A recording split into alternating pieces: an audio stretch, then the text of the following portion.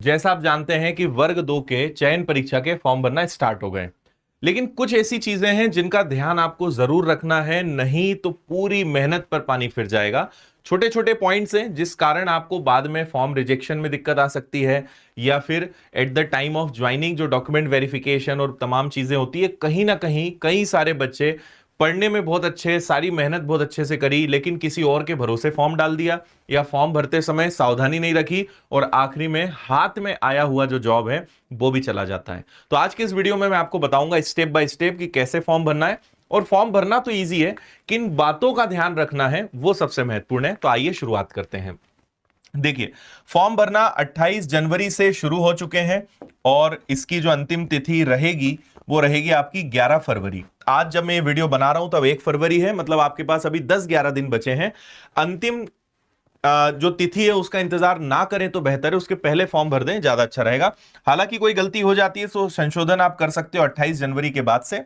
ठीक है, संशोधन करने की प्रारंभ तिथि 28 जनवरी रहेगी और इसके बाद आप अंतिम तिथि जो है वो 16 फरवरी रहेगी आपकी। ठीक है, और 20 मार्च से परीक्षा है, आप जानते हैं। बाकी आपको सब चीजें पता ही है, और हमने इसको लेकर सिलेबस, क्लासेस, कोर्स, इन सबको लेकर काफी वीडियो, सब चीजें पहले भी बनाई है। आज सिर्फ एग्जाम डेट से रिलेटेड सारी बातें करेंगे।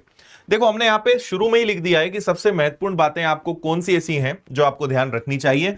सबसे पहली चीज भाई, व्यापम की जो प्रोफाइल है, आपको पता है कि इसमें हर स्टूडेंट को कोई भी फॉर्म भरना हो अपनी एक प्रोफाइल बनानी पड़ती है। वो प्रोफाइल आपकी अप टू डेट होनी चाहिए। अगर वहां दिक्कत है तो वैसे तो खैर फॉर्म आगे बढ़ेगा नहीं, या इन केस आपने कोई चेंजेस नहीं करे तो बाद में आपको दिक्कत आनी है। तो अपनी प्रोफाइल को अपडेट करें। कैसे करना है मैं बताऊंगा। लेटेस्ट फोटो और आपके सिग्नेचर होने चाहिए। रोजगार पंजीयन को जरूर अपडेट कर लें आप। अगर आपका रोजगार पंजीयन अपडेट नहीं है तो आपको दिक्कत आएगी, तो रोजगार पंजीयन आपका अपडेट जरूर होना चाहिए। जो गेस्ट फैकल्टी में है उनके क्या क्राइटेरिया है, एलिजिबिलिटी है, पात्रता है, वो आपको ध्यान रखना है। मैं अभी वो भी आपको दिखा रहा हूं। और परीक्षा केंद्र का क्रम अपनी सुविधा के अनुसार भरें। चेक करें कि जिस विषय में आपने पात्रता परीक्षा पास की है वही विषय आपकी चयन परीक्षा फॉर्म में शो हो रहा है या नहीं। ऐसा तो नहीं है कि भाई आपने मैथ्स सब्जेक्ट था लेकिन आपका हिंदी विषय वहां पे दिखाई दे रहा है। तो वैसे बहुत कम चांसेस है, बट स्टिल आपको यह भी ध्यान रखना है, नहीं तो आपने अगर ध्यान नहीं दिया तो फिर बहुत बड़ी ये समस्या हो सकती है आपके लिए। देखिए, जो भी स्टूडेंट या जो भी इसके कैंडिडेट पात्रता परीक्षा मतलब गेस्ट टीचर्स के अंतर्गत आते हैं और चयन परीक्षा के तहत वो अप्लाई करना चाहते हैं, 2-3 चीजें हैं जिसका उन्हें बहुत विशेष ध्यान रखना है। क्योंकि हमने समझा है कि इसमें 50% जो आरक्षण है, 50% जो आरक्षण है, रिजर्वेशन है, वो अतिथि शिक्षकों के लिए रहने वाला है। इसमें मेन शर्तों में यह कि भैया आपके 3 शैक्षणिक सत्र होने चाहिए। 3 जो है आपके सेशंस कंप्लीट होने चाहिए, सत्र होने चाहिए। उसमें कम से कम आपके 200 दिन मध्य प्रदेश शासन द्वारा संचालित शासकीय विद्यालयों में अतिथि शिक्षक के रूप में अध्यापन का कार्य होना चाहिए। और यह भी ध्यान रहे, ऐसा नहीं कि आपने 2 ही सेशंस में 200 दिन कर लिए। तो यहां पे इन्होंने एक और शर्त लगाई है कि हर सत्र में कम से कम आपके 30 दिन भी होने चाहिए। यानी तीनों सेशंस आपके कंपलसरी हैं। हर सेशन में कम से कम 30 डेज होने चाहिए और 200 दिन से कम नहीं होना चाहिए, तभी आप अतिथि शिक्षक या गेस्ट टीचर जो हैं उसके लिए आप अप्लाई कर पाएंगे, या तभी उसकी क्राइटेरिया फुलफिल हो पाएगी। तो ये बातें आप बहुत विशेष रूप से ध्यान रखिएगा। चलिए, आप व्यापम की वेबसाइट पे जाएंगे। वेबसाइट पे आपको यहां पे दिख जाएगा ऑनलाइन फॉर्म माध्यमिक शिक्षक। इस पर जब आप क्लिक करेंगे तो यहां पे आपको प्रोफाइलिंग के अंतर्गत जाना है, और जैसे आप प्रोफाइल के अंतर्गत जाएंगे आपको सारे ऑप्शंस दिखेंगे। थोड़ा सा मैं फास्ट बताऊंगा क्योंकि आप जब वहां फॉर्म भरेंगे तो ये रहेगा। हमेशा यह ध्यान रखें कि डिटेल्स आप या तो किसी और से फॉर्म भरवा रहे हैं तो अपने सामने बैठ के फॉर्म फिलअप करवाएं। जो डिटेल्स हैं कहीं पे ईमेल, मोबाइल नंबर, ये सब चीजें तो अपनी दें ताकि आपको सारे अपडेट्स खुद को मिले। और एकदम आंख बंद करके भरोसा ना करें। अगर आप किसी से भी फॉर्म फिलअप करा रहे हैं, अच्छे से चेक करें। लास्ट में जब एप्लीकेशन पूरी शो होती है वो भी चेक करें। एप्लीकेशन का प्रिंट आउट भी अपने पास जरूर रखें, और सारी डिटेल्स अपनी होगी तो हर प्रकार का अपडेट आप तक पहुंचेगा। क्योंकि बहुत कितनी मेहनत पढ़ाई में कर लो, अगर फॉर्म में कहीं गलती हो गई तो फिर पूरी मेहनत बेकार चली जाती है। इसलिए इसका आप ध्यान रखें। तो आप यहां पर जाएंगे कि मैं घोषणा करता हूं नियम पुस्तिका में जानकारी, आगे बढ़ेंगे आप। अब यहां पर आप अपना पंजीकरण क्रमांक और जन्म तिथि आप यहां पर डालेंगे। आप लॉगिन करेंगे। लॉगिन करने के बाद अगर आपकी पहले से आईडी बनी हुई है तो वो दिखा देगा, नहीं तो आपको नए सिरे से आईडी बनानी पड़ेगी, है ना। तो आपने जो भी चीजें पहले डाल के रखी है, अगर उनमें किसी प्रकार के अपडेट करने, जैसे फोटो आपको लेटेस्ट डाल देनी है, सिग्नेचर अगर आपका सेम है तो ठीक, नहीं तो आप सिग्नेचर को आप चेंज यहां पे कर लो, है ना।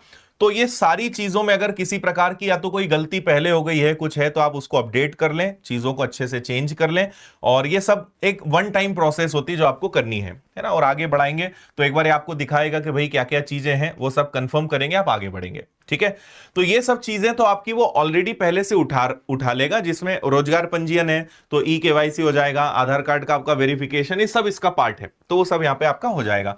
अब यहां पे फिर चीजें आती हैं कि भाई संलग्न क्या दस्तावेज है, तो कौन सी क्लास है, भूतपूर्व सैनिक या दिव्यांग या बिना वर्ग वाले हैं, है ना। भूतपूर्व सैनिक है तो डिटेल, अगर आप दिव्यांग हैं तो फिर उसकी डिटेल्स यहां पे लगेंगी, तो हाँ ना या जहां पे जो डिटेल्स होंगी वो आपको यहां पे डालना रहेगा। कोई विक्रम पुरस्कार से सम्मानित खिलाड़ी हैं तो आप यहां पे आप आ जाएंगे, है ना। हाल में भारत पाक संघर्ष में अपंग हुए सैनिक, तो यहां पर सारी क्राइटेरिया है, आप इनको आराम से रोक के पढ़ लीजिएगा। विषय का चयन, तो यहां पे आपको जो विषय पात्रता परीक्षा में आप सम्मिलित हुए थे वो सब्जेक्ट्स यहां पे रिफ्लेक्ट होंगे, तो उसको आप यहां पे चयन कर लें। अपनी चॉइस के अनुसार विभाग आपका क्या है भाई, कि लोक शिक्षण संचालनालय में आपको जाना है, जनजाति कार्य विभाग में आपको जाना है, वो चॉइस आप यहां पे अपनी रख लेंगे, ठीक है। इसके बाद मध्य प्रदेश राज्य के रोजगार कार्यालय में जीवित पंजीयन, तो अपना पंजीयन क्रमांक, पंजीयन की दिनांक, पंजीयत जिले का नाम, ठीक है, और है या नहीं है, क्योंकि ये पंजीयन होना आपके लिए अनिवार्य है। बाकी सब यहाँ पे आप चीजें डालेंगे, आधार कार्ड अपना नंबर यहाँ पे डालेंगे, समग्र आईडी डालेंगे आपकी यहाँ पे, है ना, सारी चीजें वेरीफाई भी होती जाएगी।